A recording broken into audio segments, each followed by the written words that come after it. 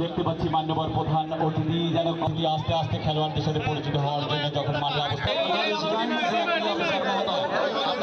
ইতিমধ্যে তোমরা দেখেছো যে আমাদের প্রধানমন্ত্রী একটা বিল পাস করেছে, তার ভিতরে আছে যে সুস্থতার জন্য যে অনেক হসপিটাল আছে, ব্যাখ্যা দিয়ে বুঝিয়েছে অনেক হসপিটাল অনেক রোগী শুয়ে থাকে বসে থাকে, কিন্তু আমরা সেটা করবো না। সেটা তো করবোই, হসপিটাল তো থাকবেই, আমরা মানুষের বাড়ি বাড়ি গিয়ে বুঝাবো কীভাবে সুস্থতা থাকা যায়।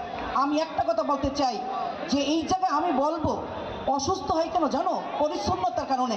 অনেকেই খাবার দাবার আগে পরিচ্ছন্ন থাকে না, হাত পা ধোয় না, এই জন্য ওই খাবারটা ময়লা খেয়ে নেই মানুষ অসুস্থ হয়ে যায়। এইটা তোমার পরিচ্ছন্ন থাকবে, তোমরা ভালো থাকবে। আগামী প্রজন্মকে আমরা এই যে নূতন প্রজন্ম আমাদের, আমরা এইটাকে আমরা মাদকাসক্ত থেকে বিরত থাকবো এবং ডিভাইস হইতে বিরত থেকে আমরা সুন্দর পরিবেশ গড়ব।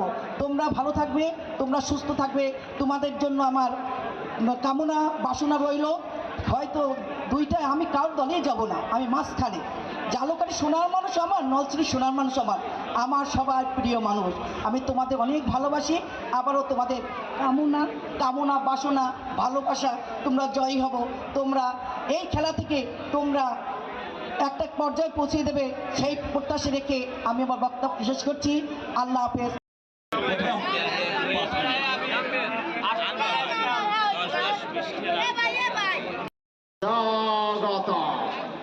একেবারেই কিন্তু খেলা শুরু হয়ে যায়। ওই সমরের কাছ থেকে চমৎকার একটা কাউন্টার ডাউন দ্য রাইট বল। এদিকে বেনজি জামান 26 মিডাস 17 নম্বর জার্সি পরিধান করেছেন। আমরা খেলোয়াড়দের কাছে ভালো ব্যবহার আশা করব। আপনারা এক এক জায়গার আপনারা ভালো আচরণ আমাদেরকে মুগ্ধ করবে। এমন আচরণ করবেন না যেটি দলের বুদ্ধিমত্তা, রণকৌশল আর স্ট্রাইকারদের সেই